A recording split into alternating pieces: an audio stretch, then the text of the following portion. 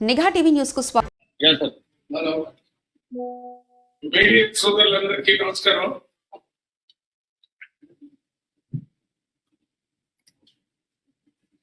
గత 6-7 నెలల్లో తెలంగాణ రాష్ట్రంలో కాంగ్రెస్ పార్టీ ఆధ్వర్యంలో, రేవంత్ రెడ్డి గారి ఆధ్వర్యంలో ప్రజాప్రభుత్వం ఏర్పడి గత 10 సంవత్సరాల్లో ప్రజలకు లేనటువంటి స్వేచ్ఛ, మాట్లాడటానికి, ప్రశ్నించడానికి, అడగటానికి అన్ని అవకాశాలు ముఖ్యమంత్రి దగ్గర నుంచి మంత్రులందరూ అందుబాటులో ఉండి ప్రతిరోజు కొన్ని వేల మంది ప్రజలు ముఖ్యమంత్రుల దగ్గరికి, మంత్రి దగ్గరికి, అదే రకంగా అధికారుల దగ్గరికి స్వేచ్ఛగా, ప్రజాస్వామ్య ప్రభుత్వం, ఇది మా ప్రభుత్వం, ప్రజల ప్రభుత్వం అనే ఉద్దేశంతో వస్తున్నారు.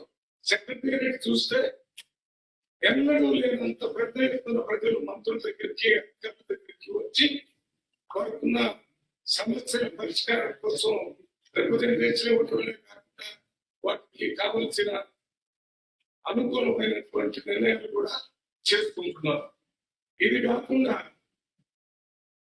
నిన్న మొన్న జరిగినటువంటి అసెంబ్లీలో ఎఫ్సిడికి సంబంధించి ఏ రకంగా గత కేసీఆర్, టీఆర్ఎస్ ప్రభుత్వం, బిఆర్ఎస్ ప్రభుత్వం తప్పుడు ఒప్పందాలు చేసుకొని ఏ రకంగా రాష్ట్ర ఆర్థిక వ్యవస్థ తీశారో దాని మీద ఒక వైట్ పేపర్ ఉంటుంది. అదే రకంగా ఇరిగేషన్ ప్రాజెక్ట్స్ మీద కూడా ఏ రకంగా తొందరపాటుతోని సొంత డిజైన్స్ తోని ప్రాజెక్ట్స్ కట్టారు. ముఖ్యంగా అమలేశ్వరం ప్రాజెక్టు జరిగినటువంటి ఈ కుంగిపోవడం కానీ, లేక దాంతో నీళ్లు నిల్వ చేయలేని పరిస్థితి రావడం కానీ గత ప్రభుత్వంలో జరిగింది అనేది ఇది ప్రజలకు పెట్టడం జరిగింది. ఇవన్నీ కాకుండా ప్రజలకు ఇచ్చినటువంటి 6 హామీల్లో 5 హామీలు అమలు చేస్తున్నారు. గత ప్రభుత్వంలో ఇచ్చినటువంటి ముఖ్యమైన హామీ 2 గదులు 10 సంవత్సరాలు కూడా అమలు చేయాలి. అదే రకంగా యూత్ ఇచ్చినటువంటి హామీల్లో ఉద్యోగాలు కూడా దాదాపు వెంటనే 30,000 ఇచ్చారు. తర్వాత 30,000 నోటిఫికేషన్ ఇచ్చారు. త్వరలో 1 లక్ష ఉద్యోగాలు ఇచ్చేటువంటి డిఎస్సి కూడా నోటిఫికేషన్ ఇచ్చారు.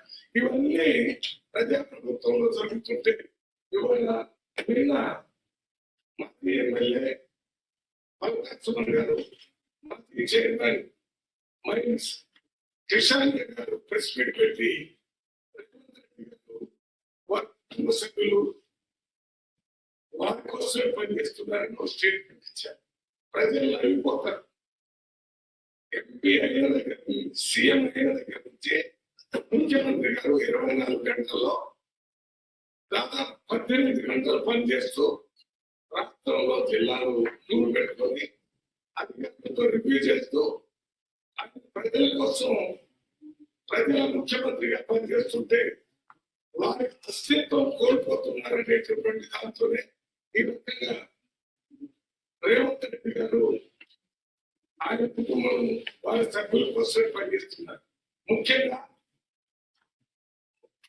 రేవంత్ రెడ్డి గారు అమెరికా టూర్ పెట్టుకొని దాంట్లో అధికారుల్ని, సంబంధిత మంత్రి శ్రీధర్ బాబు గారిని, చీఫ్ సెక్రటరీ గారిని తీసుకొని అక్కడికి వెళ్ళి అక్కడ ఇండస్ట్రీస్ ఇన్వెస్ట్మెంట్ తెలంగాణకి కావలసి అడిగి రావడమే కాకుండా వారికి ఉన్నటువంటి అనుమానాలన్నీ తీర్చి అప్పటికప్పుడే అగ్రిమెంట్ చేసుకొని రావడానికి ప్రయత్నం చేస్తున్నారు.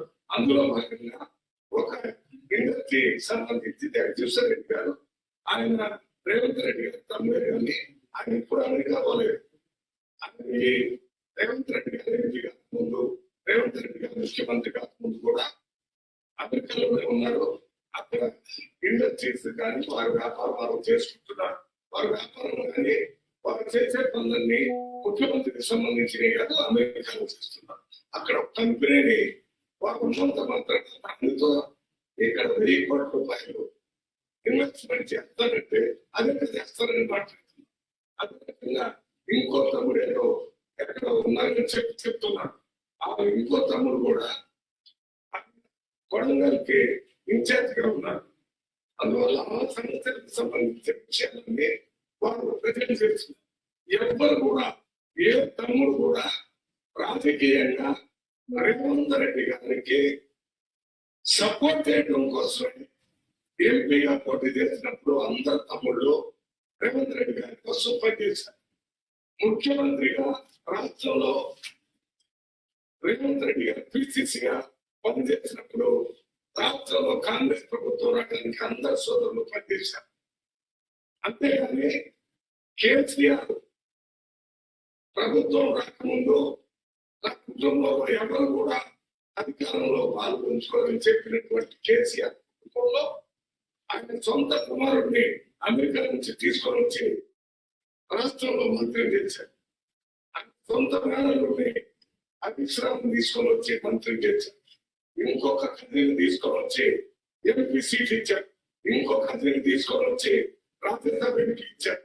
ఇవన్నీ కూడా వాళ్ళ కుటుంబానికి సంబంధించిన వాళ్ళందరికీ అధికారాన్ని చట్టబెట్టి అధికారం చేతిలో గుట్టట్లో పెట్టుకొని 10 సంవత్సరాలు ఇబ్బంది పెట్టినటువంటి ఈ టిఆర్ఎస్ బిఆర్ఎస్ కేసీఆర్ ప్రభుత్వంలో ఉన్న నాయకులు ఎవరికి కూడా రేవంత్ రెడ్డి గారు మీద చేయటువంటి ఏళ్ళు చూపించేటట్టు అర్హత లేదు చెప్పడం.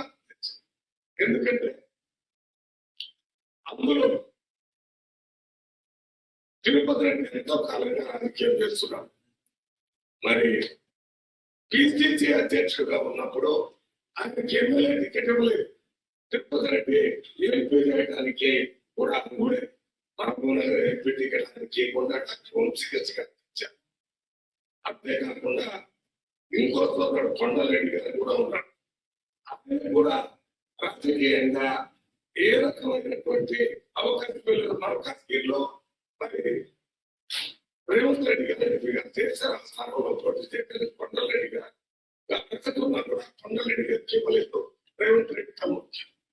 ఈ రకంగా ఎవరిని రాజకీయంలోకి రాకుండా కుటుంబం చేతిలో అధికారాన్ని కుప్పెట్లో పెట్టే విధంగా చేయకుండా ఒక పద్ధతి నైతికంగా రాజకీయ నైతికత చూపిస్తూ నడుపుతున్నటువంటి రేవంత్ రెడ్డి ప్రభుత్వం మీద ఈ రకంగా మాట్లాడటానికి మేమందరం ఎంపీలు 8 మంది కూడా ఖండిస్తున్నాం. చక్కన ఎంపీలకి 0 అవర్లో వారికి మాట్లాడేటటువంటి అవకాశం ఇచ్చారు. 0 అవర్ ఉంది. నేను కూడా 377 మాట్లాడటానికి నాకు అవకాశం వచ్చింది. అందువల్ల మిగిలిన 6 రాలేదు. అందరం కలిసి మాట్లాడుకుని కనిపిస్తున్నాం. ఇది వారి అస్తిత్వం కోసం మనం వారి దగ్గర నుంచి వెళ్ళిపోతున్నటువంటి ఎమ్మెల్యేలు ఇతర నాయకులకి ఏదో ఈ ప్రభుత్వాన్ని ప్రశ్నిస్తున్నామని చెప్పడానికి ఈ రకంగా మాట్లాడుతున్నారని చెప్పి మాట్లాడటం అంతా వారిని గురించి వారే మాట్లాడుతున్నారు. 10 సంవత్సరాల్లో రియల్ ఎస్టేట్ లో కానీ ఇతర వాళ్ళందరినీ ఇబ్బంది పెట్టి బ్లాక్మెయిల్ చేసి డబ్బులు వసూలు చేసుకునేటటువంటి ఆలోచన కార్యాచరణ టీఆర్ఎస్ పార్టీలోనే ఉంది తప్ప కాంగ్రెస్ పార్టీలో లేదు. ఉన్నదని కూడా ప్రజలందరికీ మీరు కూడా తెలియజేస్తున్నాం. మరి ఒకసారి ఈ రకంగా మాట్లాడితే మీరు మాట్లాడిన విషయాలన్నిటి మీద విచారణ చేయించి బాధ్యుల మీద చర్యలు తీసుకునే కార్యక్రమం కూడా కాంగ్రెస్ పార్టీ చేస్తుందని మేము తెలుస్తున్నాం. ముఖ్యమంత్రి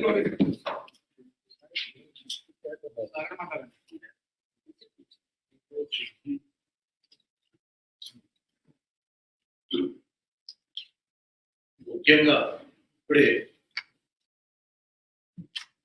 పార్లమెంట్ సభ్యులు మల్లురావు గారు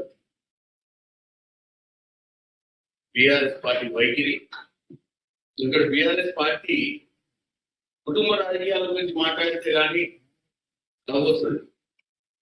ఎందుకంటే కుటుంబంలో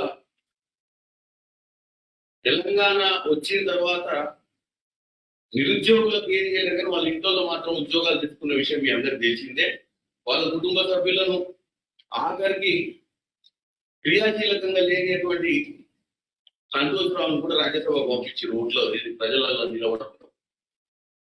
సో నల్గొండ గారు దాని గురించి చెప్పారు. ముఖ్యంగా నేను ముఖ్యమంత్రి వర్యులు అమెరికా పర్యటన మీరు అందరూ చూసినట్టయితే ముఖ్యమంత్రిగా 10 సంవత్సరాల తర్వాత 2014లో తెలంగాణ వచ్చిన తర్వాత ఒక ముఖ్యమంత్రి అమెరికా పోయిందంటే ఫస్ట్ ముఖ్యమంత్రి రేవంత్ రెడ్డి గారే. గత ముఖ్యమంత్రి మా అంటే సింగపూర్ చైనా పోయేటట్టు ఏది అది ఫామ్ హౌస్ ని దాటిపోని ముఖ్యమంత్రి కూడా వచ్చిన 8 నెలల 2 సార్లు విదేశాలకు పెట్టుబడుల కోసం పోతే దాన్ని కూడా తెలంగాణ ప్రజల ముందు వర్గీకరించి తెలంగాణ ప్రజల దగ్గర ఎలా అయితే రేవంత్ రెడ్డి గారి ముఖ్యమంత్రి గారి పర్యటనను ప్రయత్నాన్ని మాటల ద్వారా తప్పుతో పట్టించే ప్రయత్నం చేస్తూ అంటే ఈ 10 ఏళ్ళు వాళ్ళు పాలించారు 10 ఏళ్లకు 8 నెలలకు ఎంత డిఫరెన్స్ ఉంటుంది 10 ఏళ్ల పాలనలో కిషన్ కన్నయ్య सूट बूट में बैंड बजाने अमेरिका गया नहीं केटीआर గారు గతంలో ఎన్నికల సూట్ బూట్ में అమెరికా గए జెనీవా గए ఒకసారి అదే చర్చ పెట్టుకోవాలి ఫస్ట్ మనం 10 ఏళ్లలో యువరాజు ముఖ్యమంత్రి కాదండి ఐటీ మినిస్టర్ హోదాల 10 ఏళ్ళు ఎన్ని దేశాలకు పోయినావు ఎన్ని దేశాలలో నువ్వు పెట్టుబడులు తెచ్చినావు ఎన్ని ఉద్యోగాలు క్రియేట్ చేసినా ఒక శ్వేతపత్రం రిలీజ్ చేయడం వస్తుంది. ఎందుకంటే ముఖ్యమంత్రి రేవంత్ రెడ్డి గారు ఇప్పుడు పోయిండు అమెరికా. అరే అందరినీ తీసుకుపోతాడు అరే తీసుకోవేండి ప్రిన్సిపల్ సెక్రటరీ గారిని తీసుకోవేండు ఫైనాన్స్ సెక్రటరీని తీసుకోవేండు ఐటీ సెక్రటరీ తీసుకోవేండు ఎందుకంటే అక్కడ వరల్డ్ బ్యాంక్ ని కలవడం జరిగింది. మీ ప్రభుత్వంలో లెక్క 7 లక్షల కోట్లు అప్పు చేసిరు అన్ని కూడా 10 నుంచి 12% వడ్డీలకు తెచ్చి రాష్ట్రానికి నెలకు 6,500 కోట్లు వడ్డీలకే కట్టుకుంది. మౌలిక సదుపాయాల కోసం వరల్డ్ బ్యాంక్ అనేది 1-2% రేట్కే ఇంట్రెస్ట్ ఇచ్చే పరిస్థితి ఉంటుంది. మనకు వరల్డ్ బ్యాంక్ దగ్గర పోవాలని ఇంట్రెస్ట్ లేకపోతే తక్కువ వడ్డీలకు రుణాలు తెచ్చి అభివృద్ధి కోసం రాష్ట్ర ప్రజల మీద భారం పడకుండా నడపాల్సిన అవసరం కూడా మీకు తెలియకపోయి మన విషయాన్ని తెలుసుకున్న రేవంత్ రెడ్డి గారి వరల్డ్ బ్యాంక్ అధికారులను కాకుండా చీఫ్ నే వచ్చిండు మన రాష్ట్ర పరిస్థితులు ఎక్స్ప్లెయిన్ చేసిండు. ఈవెన్ వాళ్ళు చేసిన అప్పులు 7 లక్షల కోట్లలో కూడా వచ్చి తగ్గించే ప్రయత్నం ఏమన్నా ఉంటే కూడా ప్రయత్నం చేస్తున్నారు. ఎందుకంటే రాష్ట్రాన్ని అప్పుల పాలు చేసిపోయింది కాకుండా ప్రభుత్వం వచ్చిన మొదట్లో నుంచే ప్రభుత్వాన్ని తప్పు పట్టడం ప్రభుత్వం కూలిపోతుందని చెప్పడం ప్రభుత్వం ఎట్లా ప్రభుత్వాన్ని బద్నాం చేయాలన్న ఆలోచనతో ముందుకు పోతుంది తప్ప అసలు వీళ్ళకి ఏ ఆలోచన లేదు. ఇవాళ చీఫ్ సెక్రటరీ గారైనా ఐటీ సెక్రటరీ గారైనా వీళ్ళందరూ కూడా బిఆర్ఎస్ ప్రభుత్వంలో ఉన్నవాళ్ళే కదా. మేము కొత్తగా అపాయింట్ చేసిన వాళ్ళు పారదర్శకత వచ్చే వాళ్ళు కూడా ఆఫీసర్లు పోయినప్పుడు మీ సొంత నిర్ణయాలు తెలంగాణ ఆస్తులు ఏమైనా పంచిపెడుతున్నాం అమెరికా ఈవెన్ కేటీఆర్ గారి మహమ్మద్ కానీ కవిత గారి భర్త గారు కానీ ఎవరన్నా కానీ తెలంగాణలో పెట్టుబడి పెట్టమంటే మేము కూడా ఆహ్వానిస్తున్నాం. ఎందుకంటే తెలంగాణలో పెట్టుబడి పెట్టాలన్న ఆలోచన వచ్చే ఏ వ్యక్తి అయినా ఏ పార్టీ వాడైనా ముందుకు ఆహ్వానిస్తున్నాం. ఒక గంజాయి వ్యాపారం డ్రగ్స్ వ్యాపారం చీప్ లిక్కర్ ఇల్లీగల్ మద్యం వ్యాపారం తప్ప అన్ని వ్యాపారాలకు అనుమతులు ఉంటాయి. ఎందుకంటే ఉద్యోగాలు క్రియేట్ చేయడం తెలంగాణ సంపదను పెంచడమే మా లక్ష్యం. అది ఎవరు పెట్టుబడులు పెడుతున్నారు అనేది ముఖ్యంగా దానదత్తంగా ఎక్కడ కూడా ఫ్రీగా భూములు ఇస్తలేదు.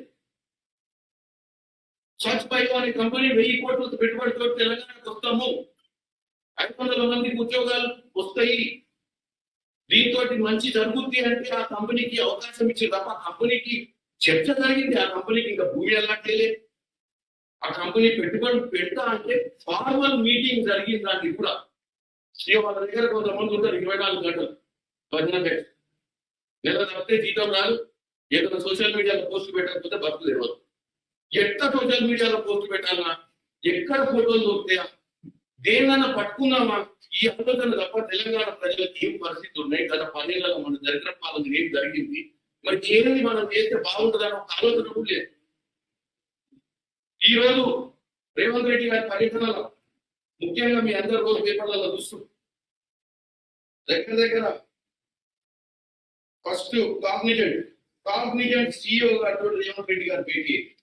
కాగ్నిజెంట్ సిఇఓ గారు 10 లక్షల చదరపు అడుగులలో అక్కడ ఒక సెంటర్ ను ఓపెన్ చేసి 15,000 మంది ఉద్యోగాలకు అవకాశం. అది కూడా ఎంత తొందరంటే ఈ నెల 14వ తారీఖు నాడే ఈ కాగ్నిజెంట్ విస్తరణ కార్యక్రమంలో రేవంత్ రెడ్డి గారు వచ్చిన తర్వాత స్వయంగా పాల్గొన్నారు. అంటే ఇమీడియట్ మెటీరియలైజేషన్. కాగ్నిజెంట్ అనే కంపెనీ 14వ తారీఖు నాడే హైదరాబాద్ లో విస్తరణ కార్యక్రమాన్ని చేపట్టింది. అదొకటి.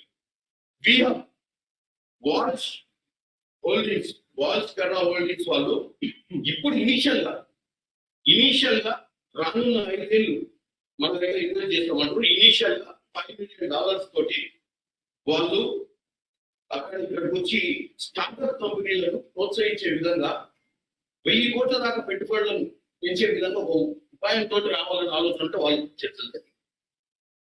హైదరాబాద్ లో ట్రైజీ అంటే ఆర్టిఫిషియల్ ఇంటెలిజెన్స్ కి సంబంధించిన దాని మీద కూడా 1000 మంది ఉద్యోగాలు ఉంది. అంటే ఈ ట్రైజీ ఆర్టిఫిషియల్ ఇంటెలిజెన్స్ కి సంబంధించిన కంపెనీతో చర్చ చేసి తర్వాత technology services solutions RTM company కార్యక్రమాలు హైదరాబాద్ లో మొట్టమొదటి ఆఫీస్ ని ఓపెన్ చేసే ప్రయత్నం చేస్తూ 500 మంది సాంకేతిక నిపుణులు దాంట్లో పనిచేస్తారు.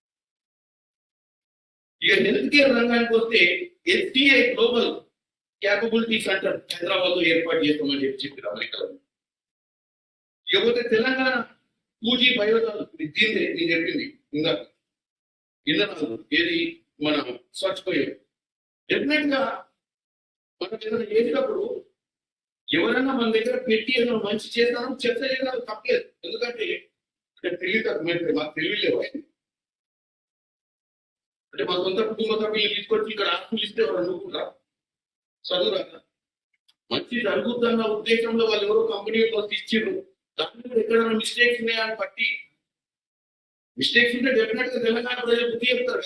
ఎవరు ఉంటారు ఎవరైనా ఆన్లైన్ లో ఇచ్చారు వాళ్ళ బుద్ధులకి ఆన్లైన్ లో ఉండి ఎట్లా ఆన్లైన్ లేకుండా ఆన్లైన్ ఉందనే తెలుస్తుంది కదా. ఇన్వెస్ట్మెంట్ వచ్చేటప్పుడు ఎవరు పెడితే ఇన్వెస్ట్మెంట్ చాలా కిరణ్ కుమార్ రెడ్డి రేపు లండన్ ఆస్ట్రేలియాలో ఎవరైనా దగ్గర దోచుకుండి వ్యాపారం చేస్తా వస్తే నేను తీసుకొస్తే తప్ప తెలంగాణ తీసుకొచ్చి తెలంగాణ ఉద్యోగాలు క్రియేట్ చేసి కంపెనీలు పెట్టిస్తే తప్ప చెప్పండి.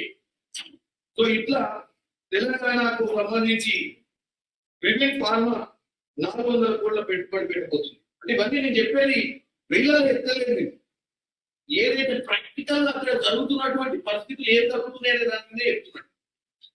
సో తెలంగాణలో ఫ్యూచర్ సిటీ అనేది ఒకటి నిర్మించాలని చెప్పి అమెరికాలో జరిగినటువంటి తెలుగు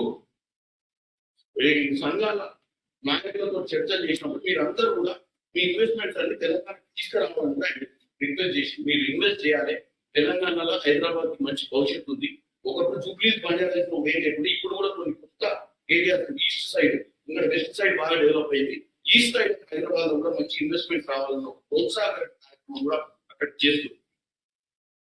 సో ఈ పెట్టుబడులు తీసుకొస్తా అని చెప్పి ఆయన ప్రయత్నం చేస్తుంటే దాన్ని తట్టుకోలేక గత 2 రోజుల నుంచి మీరు చూస్తూనే ఆయన అమెరికా పోయినప్పటి నుంచి అంటే అంతకుముందు వీళ్ళు పోయిన అమెరికా అంతకుముందు 10 ఏళ్ల నుంచి వీళ్ళు అమెరికాలో ఏం సాధించడో ఏ రోజు చెప్పలేదు. ముఖ్యమంత్రి వాళ్ళు ఏ రోజు అమెరికా పోయిన పరిస్థితి లేదు. తెలంగాణ ముఖ్యమంత్రి అమెరికా పోయినట్టు ఎవరు పోయిన అమెరికా ఏ కంట్రీలు పోయి 2 కంట్రీలు పోయి ఏది సింగపూర్ చైనానే మన చైనా పెట్టుబడి పెట్టిందా తెలంగాణ. సో నేను అనేది ఏంటంటే ముఖ్యమంత్రి రేవంత్ రెడ్డి గారు ఇందాక మధురెడ్డి గారు చెప్పినట్టు స్వేచ్ఛా పాలన ఇచ్చినటువంటి కమిట్మెంట్స్ గ్యారంటీస్ ఫుల్ఫిల్ చేయడం, రాష్ట్ర ఆర్థిక పరిస్థితిని మెరుగు చేయడం, వీలైనంత మటుకు పెట్టుబడులు తీసుకురావాల్సిన ప్రయత్నం చేస్తున్నాం. ట్రాన్స్పరెన్సీ అనేది సింపుల్ అని చెప్పిన పక్కన ఉన్న అధికారులు అందరూ కూడా గత బీఆర్ఎస్ ప్రభుత్వంలో ఉన్న అధికారులే. గతంలో కేటీఆర్ గారు పెట్టిపోయినటువంటి అధికారి secretary, industry secretary, IT secretary అని. సో నేను అనేది ఏంటంటే జేఎస్ రంజన్ గారు నేను అనేది ఏంటంటే ఏదైనా మాట్లాడే ముందు ఉంది కదా ఒక కడపత్రం పేపర్ ఏదైనా రాసుకోవచ్చు, రాసుకొని రిలీజ్ చేస్తే అది ఎవరు చదవకుండా ఆన్లైన్ దిక్కొచ్చు కానీ ఒక పిచ్చి ఆలోచనతో ఇట్లాంటి పిచ్చి మాటలు రాస్తుంది, పిచ్చి మాటలు రాయడానికి నేను కోరుకుంటున్నా. ఎందుకంటే 8 నెలలైంది కాంగ్రెస్ ప్రభుత్వం వచ్చి.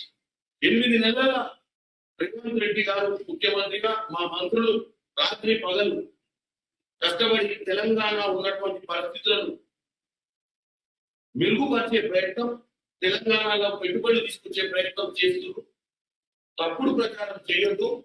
నేను ఒకటే చెప్తున్నా, ఒక కన్స్ట్రక్టివ్ అపోజిషన్ డే 1 నుంచి చెప్తున్నా, మీరు కన్స్ట్రక్టివ్ అపోజిషన్ గా ఉండండి.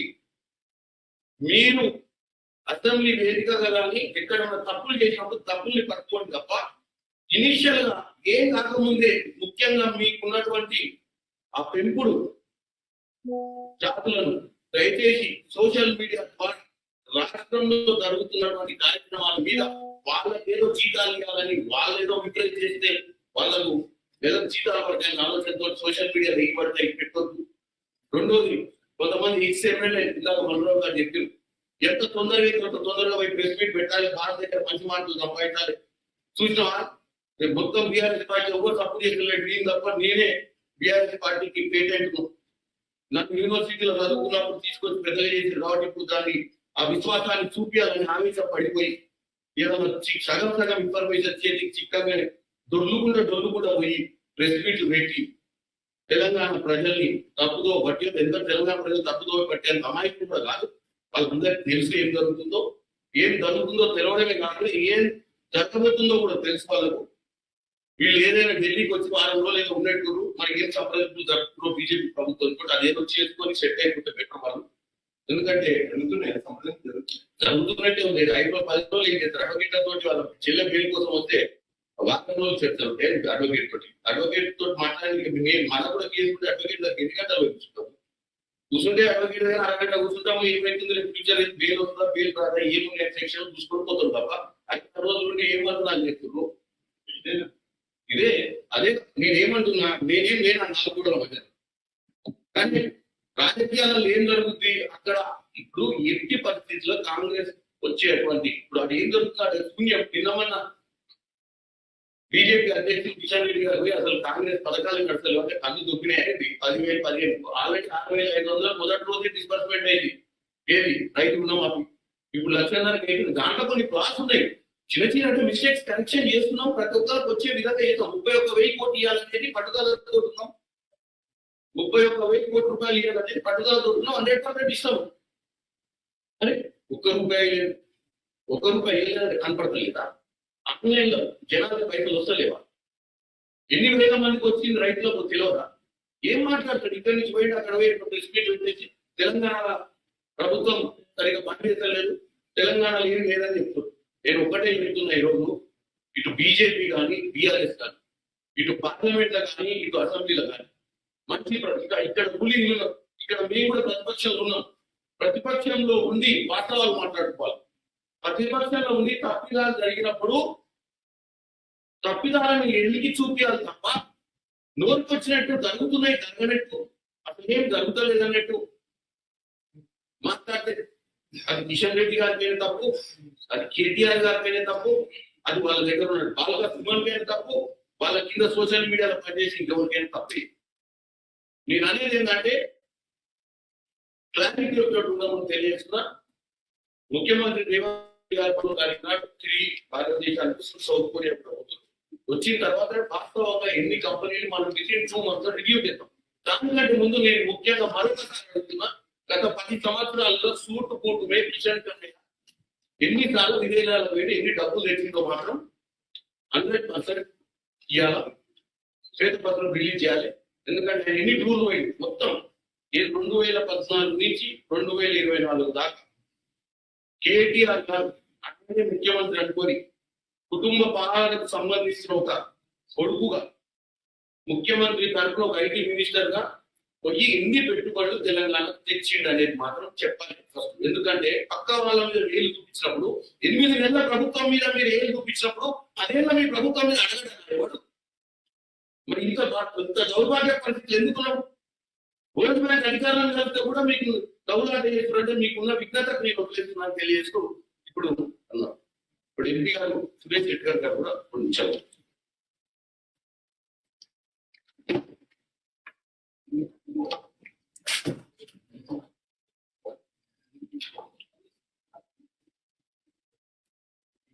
గౌరవ ముఖ్యమంత్రి గారు మరి వారి మంత్రివర్గ సహచరులతో మరి ముఖ్య అధికారులతో అమెరికా సౌత్ కొరియా పర్యటన మన రాష్ట్ర అభివృద్ధి కోసం నూతన పరిశ్రమల కోసం వాళ్ళు తీవ్రంగా కృషి చేస్తా ఉన్నారు. గతంలో మీరు చూసినారు 3 months బ్యాక్ దావోస్కి వెళ్ళి అక్కడ కూడా 40-50 వేల కోట్ల అగ్రిమెంట్ కూడా చేసుకోవడం జరిగింది. మరి ఇప్పుడు కూడా 10-12 రోజుల్లో వారి విదేశీ పర్యటన మినిమం 50,000 crores మనం ఇన్వెస్ట్మెంట్ తేవాలన్నదే వారి ఉద్దేశంతో వారు కష్టపడుతున్నారు. రేవంత్ రెడ్డి గారు ఒక డైనామిక్ లీడర్, ఒక యూత్ లీడర్, వారు ఒక విజన్తో మరి ముందుకెళ్తా ఉన్నారు. మరి అటువంటి విజన్తో వెళ్ళే నాయకుడికి లేనిపోని విమర్శలు చేయడం బాధాకరం. ఇంకా ప్రజలు ఇచ్చిన తీర్పు అనుగుణంగా మరి వారు మన తెలంగాణ రాష్ట్రానికి నంబర్ 1 రాష్ట్రంగా, పెట్టుబడిదారు రాష్ట్రంగా చేయాలన్నది వారు తీవ్రంగా కృషి చేస్తా ఉన్నారు. దాంట్లో భాగంగా నా జైరాబాద్ నియోజకవర్గం నేను ఎగ్జాంపుల్ చెప్పవచ్చు. రేపు అధికారంలో ఉన్నప్పుడు 2009 14 మధ్యన నేను చదివిస్తున్నాను నేషనల్ ఇండస్ట్రియల్ మ్యానుఫ్యాక్చరింగ్ జోన్. ఇది అతనికి దానికి 12,000 ఎకరాలు సేకరణ చేసి పరిశ్రమ స్థాపన చేయాలని మొదలుపెట్టిన ఫస్ట్ ఫేజ్ 3,000 ఎకరాలు కూడా అక్వైర్ చేసింది. కానీ గత 10 సంవత్సరాలు ఒక పరిశ్రమ రాలేదు మా ప్రాంతం. కానీ వచ్చిన మొన్న మా ప్రభుత్వంలోనే మరి ల్యాండ్ ఎక్విజిషన్ ప్రక్రియ కొనసాగించుకుంటూ ఇప్పటికీ 5,000 నుంచి 6,000 ఎకరాలు ల్యాండ్ ఎక్విజిషన్ చేయడం, ఇంకా కూడా 7,000 ఎకరాలు ల్యాండ్ ఎక్విజిషన్ చేయబోతున్నాం. దాంట్లో ముఖ్యంగా 2 ముఖ్య పరిశ్రమలు నా దగ్గర వస్తా ఉంది. వెబ్ టెక్నాలజీ డిఫెన్స్ సంబంధించింది, వారికి 500 ఎకరాలు కేటాయించడం జరిగింది. మరి ఉన్నాయి సౌత్ కొరియాకి ముఖ్యమంత్రిగా వెళ్తా ఉన్నాం. ఎందుకు వెళ్తా ఉన్నారు? అమెరికా తర్వాత ఉండే పరిశ్రమకు 800 ఎకరాలు మా ఏరాం పార్లమెంట్ అలొకేషన్ చేయడం జరిగింది. పేపర్ ఫ్యాక్టరీ అక్కడ వెళ్ళి అక్కడ ఉండే పరిశ్రమని సంప్రదించి చెప్పి ఎంఎడ్ చేయాలనే ఉద్దేశంతో చేస్తా ఉన్నాం. అంటే జస్ట్ ఎగ్జాంపుల్ మా పార్లమెంట్ నియోజకవర్గం సంబంధించిన మా జైరాబాద్ నియోజకవర్గం సంబంధించి చెప్తాను. ఆ విధంగా రాష్ట్రంలో ఎన్నో పరిశ్రమల విషయం, ఐటీ పరిశ్రమలే కానీ అన్ని రకాల పరిశ్రమలకు తీవ్రంగా కృషి చేస్తా ఉన్నారు. మరి మా పాలనలో ఎందుకంటే ఆయన ఒక వీధంతోనే మన రాష్ట్రాభివృద్ధి ప్రయత్నం చేస్తూ ఉంటే లేని పని విమర్శలు చేసి ఇప్పుడే మా పెద్దలు మరి మల్లు రవి గారు కానీ రామల కిరణ్ రెడ్డి గారు అన్ని విషయాలు చెప్పడం జరిగింది. కేటీఆర్ గారు మరి ఎన్ని విదేశీ పర్యటనలు చేసినారు, ఎన్ని అభివృద్ధి కార్యక్రమం చేసినారు. ఓన్లీ ప్రజలకు షో హైదరాబాద్ లో మన గురించి కూడా షో చేసి మేమే అభివృద్ధి చేస్తామని ఒక ఇంగ్లీష్ భాషలో అన్నపిల్లంగా మాట్లాడుకుంటూ ఏదో నేనే అనే కమాండ్ ఉన్నది, అది సబ్జెక్ట్ అని చెప్పడం, దాని ద్వారా ప్రజలను అట్రాక్ట్ చేసి ఏదో హైదరాబాద్ సిటీలో మేమే చేస్తున్నట్టు చేసి ప్రజలు భ్రమం కోల్పోయినాయి. ఇంకా మీరు ఆ భ్రమం ఉండకండి. తప్పకుండా మా ముఖ్యమంత్రి గారి ఆధ్వర్యంలో మంచి పరిశ్రమలు, పెద్ద పరిశ్రమలు వస్తా ఉన్నాయి. దానికి మా జైరాబాద్ నీరు జోన్లోనే చూస్తా ఉన్నాం. ఇప్పుడు పరిశ్రమలు పెద్ద ఎత్తున రాబోతా ఉన్నాయి. దాంట్లో భాగంగా మా ముఖ్యమంత్రి గారు సౌత్ కొరియా కూడా ఇస్తా ఉన్నారు. మరి అవన్నీ కూడా మన కళ్ళకు కనిపిస్తాయి. ఇటువంటి పనులు చేయకుండా మీరు కూడా సహకరించండి, రాష్ట్ర అభివృద్ధికి సహకరించండి, సలహాలు ఇవ్వండి.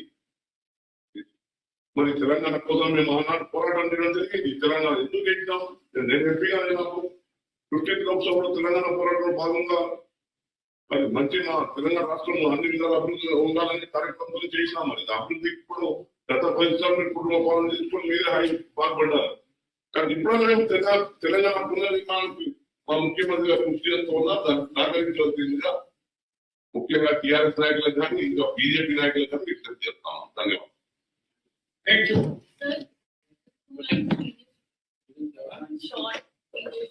सेपरेट ले लो बाइट, सेपरेट ले लो, सेपरेट ले लो। Thank you. Somebody is